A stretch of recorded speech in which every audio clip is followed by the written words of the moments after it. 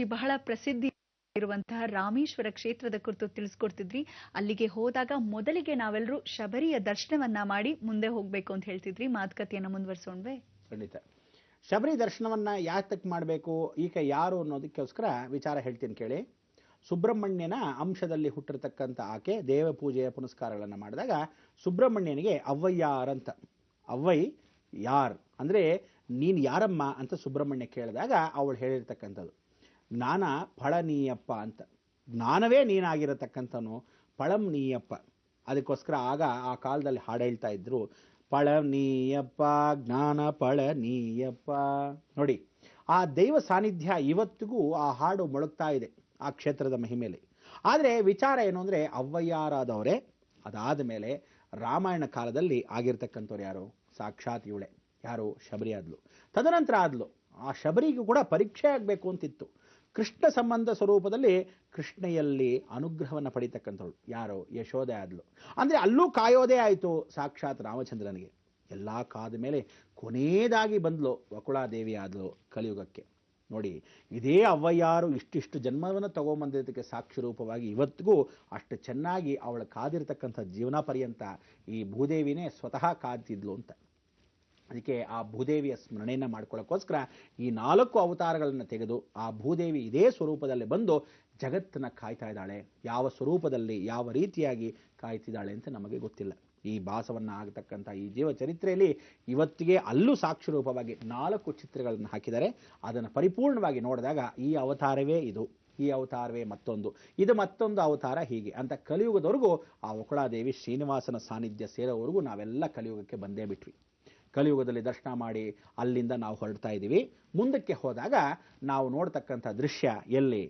ನಾವು ಸಮುದ್ರಕ್ಕೆ ಮೊದಲಾಗಿ ಹೋಗಬೇಕು. ಎಲ್ಲರೂ ಹೇಳ್ಬಿಟ್ಟಿದ್ದೀನಿ, ರಾಮೇಶ್ವರಕ್ಕೆ ಹೋದಾಗ ಕನಿಷ್ಠ ಪಕ್ಷ ನೀವು ಹೋಗಿ ಆತ್ರಾತ್ರವಾಗಿ ಹೊರಡೋಗಿ ಆತ್ರಾತ್ರವಾಗಿ ಬರೋದು ದಯವಿಟ್ಟು ಮಾಡಬೇಡಿ. ನಿಧಾನಕ್ಕೆ ಹೋಗಬೇಕು, ನಿಧಾನಕ್ಕೆ ವಾಪಸ್ ಬರಬೇಕು. ಅಂದರೆ ಕನಿಷ್ಠ ಪಕ್ಷ ರಾಮೇಶ್ವರದಲ್ಲೇ ನೀವು 3 ದಿವಸ ಕಳೆದೇ ಇದ್ದರೆ ಪ್ರಯೋಜನವಿಲ್ಲ. ಪೂರ್ತಿಯಾಗಿ ನೀವು ಆ ದರ್ಶನವನ್ನು ಮಾಡೋದು ಇದೇ ಕ್ರಮದಲ್ಲಿ. ಪೂರ್ತಿಯಾಗಿ ದೈವ ದರ್ಶನವನ್ನು ಮಾಡೋಕ್ಕೆ ನಿಮಗೆ ಸಮಯ ಬೇಕಾಗಿರೋದು ಇಷ್ಟು ದಿವಸಗಳ ಕಾಲ. ಅಲ್ಲಿಂದ ಹೋಗಲಿಕ್ಕೆ 1.5 ದಿವಸ, ಬರಲಿಕ್ಕೆ 1.5 ದಿವಸ, ಕನಿಷ್ಠ 1 ವಾರ ಬಿಟ್ಟು ಯಾವ ಕಾಲಕ್ಕೂ ಹೋದರೆ ಪ್ರಯೋಜನವಿಲ್ಲ. ನೀವೇನಾದರೂ ಟೂರು ಟ್ರಿಪ್ಪು ಗಿಪ್ಪು ಏನಾದರೂ ಹಾಕೊಳ್ಳಾಗಿದ್ರೆ ಈ ಒಂದು ಕ್ಷೇತ್ರಕ್ಕೆ ಮಾತ್ರ ಹೋಗಿ. ಯಾವುದೋ ಕ್ಷೇತ್ರಕ್ಕೆ ಹೋಗ್ತಾ ಇದ್ದೀವಿ, ಆಂದಿವೆ ಹಂಗೆ ಹೊಟ್ಟಾಗೆ ರಾಮೇಶ್ವರ ದರ್ಶನ ಮಾಡ್ಕೊಂಡು ಹಿಂಗೆ ಬಂದ್ಬಿಟ್ವಿ ಅಂತ ಪ್ರಯೋಜನ ಇಲ್ಲ. ಪ್ರಯೋಜನ ನೀವು ಮಾಡದೇ ಇದ್ದೇ ಯಾವ ಕಾಲಕ್ಕೂ ಕ್ಷೇತ್ರ ಮಹಿಮೆ ನಿಮಗೆ ಬರೋಕ್ಕೆ ಸಾಧ್ಯವಿಲ್ಲ. ನೋಡಿ, ಪಿತೃಕಾರ್ಯಗಳನ್ನು ತೀರಿಸೋದಕ್ಕೋಸ್ಕರ ಇಡೀ ಜಗತ್ತಿನಲ್ಲಿ ಪರಿವರ್ತನೆ ಮಾಡೋದೇ ಕಾಶಿ ಯಾತ್ರೆ ಅಂತ ಕರಿತೀವಿ. ಕಾಶಿ ಯಾತ್ರೆ ಅಂತ ಯಾಕೆ ಹೇಳ್ತೀವಿ ಅಂದರೆ, ಮೊದಲಾಗಿ ರಾಮೇಶ್ವರಕ್ಕೆ ಹೋಗಿ ತದನಂತರ ನಾವು ಪೂರ್ತಿಯಾಗಿ ಕಾಶಿಗೆ ಹೋಗಬೇಕು, ಕಾಶಿಯಿಂದ ಮತ್ತೆ ರಾಮೇಶ್ವರಕ್ಕೆ ಬರಬೇಕು. ಇದು ನಿಜವಾದ ಸತ್ಯ ಘಟನೆ. ಆಗ ಮನೆಗೆ ಬಂದ ಮೇಲೆ ಕಾಶಿ ಯಾತ್ರೆ ಸಂಭಾರವನ್ನು ಮಾಡ್ಕೋಬೇಕು. ಇಲ್ದಿದ್ರೆ ರಾಮೇಶ್ವರಕ್ಕೆ 2 ಸಲ ಹೋಗದೆ ಇದ್ರೆ ಪ್ರಯೋಜನವಿಲ್ಲ. ರಾಮೇಶ್ವರದಿಂದ ಏನು ತೊಗೊಂಡು ಹೋಗ್ಬೇಕು ಕಾಶಿಗೆ, ಕಾಶಿಯಿಂದ ಏನು ತರಬೇಕು ರಾಮೇಶ್ವರಕ್ಕೆ, ಅದೆಲ್ಲ ಒಂದೊಂದೇ ಸ್ಟೆಪ್ಪಾಗಿ ಹೇಳ್ಕೊಡ್ತೀನಿ, ಯೋಚನೆ ಮಾಡಬೇಡಿ. ಆದರೆ ಈಗ ನಾವು ಹೋಗ್ತಾ ಇರತಕ್ಕಂಥದ್ದು ರಾಮೇಶ್ವರಕ್ಕೆ. ಮೊದಲಾಗಿ ಸಮುದ್ರ ದರ್ಶನ. ಸಮುದ್ರ ರಾಜನ್ನ ನೀವು ಅಕಸ್ಮಾತ್ ಸೇರಿದ್ರೆ ಮಧ್ಯಾಹ್ನದಲ್ಲಿ ಸೇರ್ತೀರ. ಟ್ರೈನಲ್ಲಿ ಹೋಗೋರು ಅಷ್ಟು ಜನ ಮಧ್ಯಾಹ್ನದಲ್ಲಿ ಸೇರ್ತೀರ. ಬಸ್ಸು ಗಿಸ್ಸಲ್ಲಿ ಹೋಗತಕ್ಕಂಥವ್ರು ರಾತ್ರಿ ಪ್ರಯಾಣ ಮಾಡಿ ಗಂಟೆಗಟ್ಟಲೆ ಅಂದರೆ 19 ಅವರ್ ನೀವು ಹೇಗೇ ಮಾಡಿದ್ರು, ಎಷ್ಟು ಬೇಗ ಹೋಗಿ ಎಷ್ಟು ನಿಧಾನಕ್ಕೆ ಹೋಗಿ 19 ಅವರ್ ಕನಿಷ್ಠ ಪಕ್ಷ ಬೇಕು. ರಾಮನಾಥಪುರದಲ್ಲಿ ಚೆಕ್ ಪಾಯಿಂಟ್ ಇರುತ್ತೆ, ಅಲ್ಲಿ ಎಲ್ಲರೂ ನಿಲ್ಲಿಸ್ಬಿಡ್ತಾರೆ, ಒಬ್ಬೊಬ್ಬರಾಗಿ ಬಿಡಬೇಕು. ಅದು ಟ್ರೈನ್ ಮುಖಾಂತರನೇ ಹೋಗ್ತಾ ಇದ್ವಿ. ಅದಾದ ಮೇಲೆ ಅಬ್ಬಾಡ ಅಂತ ಒಂದು ದೊಡ್ಡ ಬ್ರಿಡ್ಜ್ ಬಂತು, ರಾಮ್ ಸೇತು ಅಂತ ದೊಡ್ಡದೊಂದು ಬ್ರಿಡ್ಜ್ ಕಟ್ಟಿದ್ರು. ಈಗ ಆ ಪೂರ್ತಿಯಾಗಿ ಬಸ್ಸಲ್ಲಿ ವೆಹಿಕಲಲ್ಲೇ ಹೋಗ್ಬೋದು. ಹೋದರೂ ಸಹ ಆ ಊರಿನಲ್ಲಿ ರಾಮೇಶ್ವರ ಸೇರಿದ್ರೂ ಸುಮಾರು 10 ಕಿಲೋಮೀಟರ್ ದೂರದಲ್ಲಿ ನಿಮ್ಮ ವೆಹಿಕಲ್ಸ್ ಎಲ್ಲ ನಿಲ್ಲಿಸ್ಬಿಟ್ಟು ಅಲ್ಲಿಂದ ಆರ್ಡಿನರಿ ಬಸ್ಗಳಲ್ಲಿ ಹೋಗ್ತಕ್ಕಂಥ ವಿಚಾರಗಳು. ನಿಮ್ಮ ಸ್ವಂತ ಗಾಡಿಯಲ್ಲಿ ಒಳಭಾಗದಲ್ಲಿ ಪ್ರವೇಶವಿಲ್ಲ. ಇದು ಮೊದಲಿಂದ ಬಂದಿರತಕ್ಕಂಥ ವಿಚಾರ. ಬೇರೆ ಬಸ್ಗಳಲ್ಲಿ ಅಥವಾ ಟೆಂಪೋ ಟ್ರಾವೆಲರಲ್ಲಿ ಏನೇ ಹೋಗಲಿ ಅಲ್ಲಿ ಇಳ್ಕೋಬೇಕು. ಸ್ವಂತ ಗಾಡಿಗಳಾದರೆ ಮಾತ್ರ ಒಳಗಡೆ ಹೋಗಬಹುದು. ಇಷ್ಟು ವಿಚಾರಗಳಿದೆ. ಇದು ಮೊದಲನೇ ಸ್ಪಷ್ಟೀಕರಣ. ಅದಕ್ಕೆ ನೀವುಗಳು ಚಪ್ಪಲಿಗಳು ಹಾಕೊಂಡು ಹೋಗಲಿ, ಒಡವೆ ವಸ್ತುಗಳನ್ನಾಗಲಿ ಏನೇ ಇಟ್ಕೊಂಡ್ರು ಎಷ್ಟು ಮಟ್ಟಿಗೆ ಬೇಕೋ ಅಷ್ಟು ಮಟ್ಟಿಗೆ 3 ದಿವಸ ಬೇಕಾದ ಬಟ್ಟೆಗಳು ಮಾತ್ರ ಇಟ್ಕೊಳ್ಳಿ. ಎಲ್ಲರೂ ಚೊಂಬನ್ನು ಮಾತ್ರ ಬಹಳ ವಿಶೇಷವಾಗಿ ತೊಗೊಂಡಿರಿ. ಏನಪ್ಪ ಚೊಂಬು ತೊಗೊಳ್ಳಿ ಅಂತ ಹೇಳ್ತಾ ಇದ್ದೀರಿ ಅಂತ ಅನ್ಕೋಬೇಡಿ. ಹೋದಾಗ ಸ್ನಾನ ಮಾಡೋಕ್ಕೆ ಅವ್ರು ಅಲ್ಲಿ ಇಲ್ಲಿ ಏನೇನೋ ಬಿಸಾಕಿರ್ತಕ್ಕಂಥ ಚೊಂಬುಗಳನ್ನ ಮಾರ್ತಾರೆ, ಯಾರೋ ಬಿಟ್ಟು ಹೋಗಿರತಕ್ಕಂಥ ಚೊಂಬುಗಳನ್ನ ಮಾಡ್ತಾರೆ. ಯಾಕೆ ಬೇಕು? ತೀರ್ಥ ದರ್ಶನ ಮಾಡಬೇಕಾದ್ರೆ ನೀವು ಆ ನೀರನ್ನು ಶೇಖರಣೆ ಮಾಡಬೇಕು. ಮೊದಲೇ ಜ್ಞಾಪಿಸ್ತಾ ಇದ್ದೀನಿ, ನೀರನ್ನು ನೀವು ಶೇಖರಣೆ ಮಾಡದಿದ್ರೆ ಕಾಶಿಗೆ ಹೋಗೋ ಪ್ರಯೋಜನವಿಲ್ಲ. ಸ್ನಾನ ಮಾಡಕ್ಕೆ ನೀರು ಎತ್ತಾಕೋಬೇಕು. ನೀರು ಸಮುದ್ರ ಸ್ವಲ್ಪ ದೂರದಲ್ಲಿದ್ದರೆ ಏನು ಮಾಡ್ತೀರಾ? ಹೋಗ್ತೀರೇನು ಸಮುದ್ರದ ಹತ್ರ? ಆಗೋದಿಲ್ಲ. ಅಲ್ಲಿ ಏನು ಅಂದರೆ ಸಮುದ್ರಕ್ಕೆ ಮೊದಲಾಗಿ ಶಾಪ ಬಂದಿದೆ. ಆ ಶಾಪವನ್ನು ತಿಳಿಸ್ಕೊಡೋಣ. ಆದರೆ ಈಗ ಸಮುದ್ರಕ್ಕೆ ಹೋಗೋಣ. ಮಠ ಮಧ್ಯಾಹ್ನ ಸಮುದ್ರಕ್ಕೆ ಹೋದಾಗ ಅಲ್ಲಿ ಕಾಶಿ ವಿಶ್ವನಾಥನ ದೇವಸ್ಥಾನವಿದೆ. ಇದೇನಪ್ಪ ಕಾಶಿಯಲ್ಲಿ ಕಾಶಿ ವಿಶ್ವನಾಥ ರಾಮೇಶ್ವರದಲ್ಲಿ ಯಾಕೆ ಬಂದ ಅಂದ್ಕೊಂಡ್ರೆ, ಕಾಶಿ ವಿಶ್ವನಾಥನ ದೇವಸ್ಥಾನ ಯಾತಕ್ಕೆ ಅಂದರೆ ಇವನಿಗೆ ರಾಮ ಕಾಯ್ತಾ ಕೂತಿದ್ದ. ಸೀತಾಮ್ಮನವರ ಹುಡುಕಕ್ಕೆ ಹೋಗಕ್ಕೆ ಮೊದಲು ಇದು ಮೊದಲನೇ ಲಿಂಗ ದರ್ಶನವನ್ನು ಮಾಡಬೇಕು. ನಾವು ಆ ಸೀತಾಮ್ಮನವರ ಹುಡುಕಕ್ಕೆ ಹೋದಾಗ ಅವನು ಪೂಜೆಯನ್ನು ಮಾಡಿದಾಗ 2 ಲಿಂಗಗಳು ಬೇಕಾಗಿತ್ತು. ಆ ಲಿಂಗಗಳನ್ನು ಯಾರು ತರೋರು? ಈ ಈಶ್ವರನ ಪೂಜೆ ಮಾಡೋಕ್ಕೋಸ್ಕರ ಅವನ ಹತ್ರ ಇದ್ದಿದ್ದ ಬಂಟ ಯಾರು? ಸಾಕ್ಷಾತ್ ಆಂಜನೇಯ. ಅದಕ್ಕೆ ಅಂಗದ 1, ಆಂಜನೇಯ 1, 2 ಲಿಂಗಗಳನ್ನು ತಂದಿರೋದೇ ಕಾಶಿಯಿಂದ.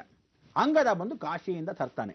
ಇವನೇನು ಮಾಡ್ತಾನೆ ಬುದ್ಧಿವಂತ ಆಂಜನೇಯ, ಅಯ್ಯೋ ಪಕ್ಕದಲ್ಲೇ ಇದೆ ಅಂತ ಹೇಳಿ ಲಂಕೆಯಿಂದಾನೇ ಒಂದು ಲಿಂಗವನ್ನು ತಂದುಬಿಡ್ತಾನೆ. ಅದಕ್ಕೆ 2 ಲಿಂಗಗಳು ಏಕಕಾಲಕ್ಕೆ ಪ್ರತಿಷ್ಠಾಪನೆ ಆಗಿರೋದ್ರಿಂದ ಕಾಶಿ ವಿಶ್ವನಾಥನ ದೇವಸ್ಥಾನ ಅಂತ ಹೆಸರಿದೆ. ಅಲ್ಲಿ ಹೋಗಿ ಸಮುದ್ರದ ಹತ್ರ ಮೊದಲು ದರ್ಶನ ಮಾಡಬೇಕು, ನಮಸ್ಕಾರ ಮಾಡ್ಕೋಬೇಕು, ಪರ್ಮಿಷನ್ ಕೇಳ್ಕೋಬೇಕು. ಭೂಸ್ಪರ್ಶವಾಗ್ತಾ ಇದ್ದೀವಿ.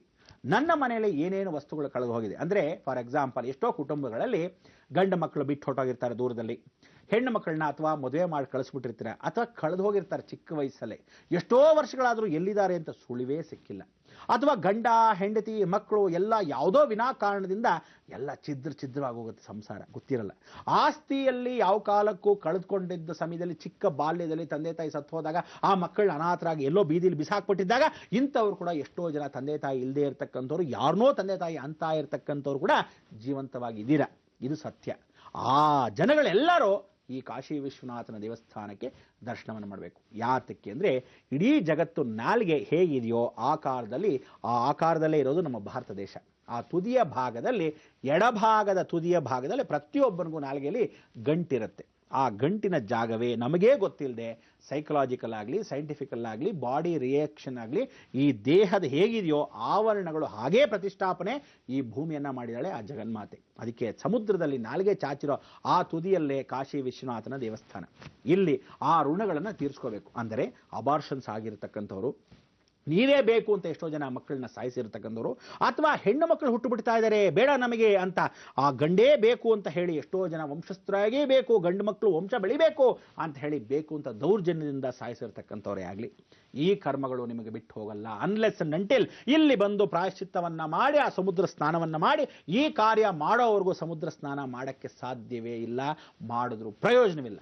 ಆದ್ರಿಂದ ನೀವುಗಳು ಎಷ್ಟು ಜನ ಗೊತ್ತಿದ್ದೋ ಮಕ್ಕಳು ಕಳ್ಕೊಂಡಿದ್ದವರು, ಅಥವಾ ಬೇಕು ಅಂತ ಗೊತ್ತಿಲ್ಲದೇನೆ ಬೇರೆ ಸಂಬಂಧ ಅನೈತಿಕವಾಗಿ ಇಟ್ಕೊಂಡಿದ್ದವರು, ಬೇರೆ ಮದುವೆ ಮಾಡ್ಕೊಂಡ್ಬಿಟ್ಟಿರ್ತಾರೆ, ಲವ್ ಮಾಡ್ಕೊಳ್ಳೋದೊಂದಾಗ ಒಂದು ಸಂತಾನ ಆಗೋಗಿರುತ್ತೆ. ತಪ್ಪು ರಾತ್ರಿ ಆಗುತ್ತೋ ಬೆಳಗ್ಗೆ ಆಗುತ್ತೋ ಮಧ್ಯಾಹ್ನವಾಗುತ್ತೋ ಗೊತ್ತಿಲ್ಲ. ಆ ತಪ್ಪುಗಳಿಗೆ ಪ್ರಾಯಶ್ಚಿತ್ತ ಇವತ್ತು ಮಾಡದೇ ಇದ್ರೆ ನಾಳೆ ನಿಮ್ಮ ಮಕ್ಕಳು ಮೊಮ್ಮಕ್ಕಳು ಅನುಭವಿಸೋದು ಖಚಿತ ಸತ್ಯ.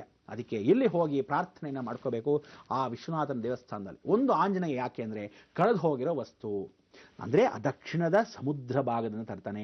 ಕಾಶಿಯಿಂದ ದಕ್ಷಿಣದಲ್ಲಿ ಅಲ್ಲದೆ ಉತ್ತರದಲ್ಲಿ ಮಹಾಸ್ಮಶಾನೆ, ಇಡೀ ಜಗತ್ತಲ್ಲೇ ದೊಡ್ಡ ಸ್ಮಶಾನ ಕಾಶಿ. ಅಂದರೆ ಯೋನಿ ಆಕಾರದಲ್ಲಿ ಜಗನ್ಮಾತೆನೇ ಸ್ವತಃ ಕೂತಿರೋದು. ಈ ನಾಲಿಗೆ ಆಕಾರ, ಮೇಲ್ಭಾಗ ಯೋನಿ ಆಕಾರ. ಅಂದರೆ ಇವಳಿಗೆ ಇಡೀ ಜಗತ್ತಿನ ಅಡಗೋಗಿರ್ತಕ್ಕಂಥ ಈ ಭೂಮಂಡಲ ಭಾರತ ಖಂಡ ಅಂತ ಏನು ಕರಿತೀವಿ, ಅದನ್ನ ಜ್ಞಾನ ಚಿನ್ಮುದ್ರಾ ಸ್ವರೂಪದಲ್ಲಿ ಕೂತಿರ್ತಕ್ಕಂಥದ್ದೇ ಈ ಕಾಶಿ ವಿಶ್ವನಾಥನ ದೇವಸ್ಥಾನ ರಾಮೇಶ್ವರದಲ್ಲಿ. ಇಷ್ಟು ವಿಚಾರ ಇದೆ. ಇಲ್ಲಿ ಹೋಗಿ ನೀವುಗಳು ಏನು ಮಾಡಬೇಕು ಅಂದರೆ ಹಣ್ಣು ಹಂಪಲ ತೊಗೊಂಡು ಹೋಗೋದಲ್ಲ, 2 ತೆಂಗಿನಕಾಯಿ ತೊಗೊಂಡು ಹೋಗಬೇಕು. ತೊಗೊಂಡು ಹೋಗಿ ಅಲ್ಲಿ ಇರ್ತಕ್ಕಂಥ ಬಿಲ್ವ ಅರ್ಚನೆ, ಬಿಲ್ವ ಪತ್ರೆ ತೊಗೊಂಡು ಹೋಗಬೇಕು. ಗಂಡ ಹೆಂಡತಿ ಇಬ್ಬರು ಪುತ್ರ ಪ್ರಾಯಶ್ಚಿತ್ತವನ್ನ ಅಂದರೆ ಪುತ್ರ ಆಗಲಿ ಆ ಪ್ರಾಯಶ್ಚಿತ್ತವನ್ನ ದಂಪತಿಗಳಿದ್ದರೆ ಮಾತ್ರ ಆ ಕಾರ್ಯವನ್ನು ಮಾಡಬೇಕು. ಹೇಗೆ ಮಾಡಬೇಕು, ಏನು ಮಾಡಬೇಕು ಯೋಚನೆ ಮಾಡ್ತಾರೆ ಹೇಳ್ತೀನಿ.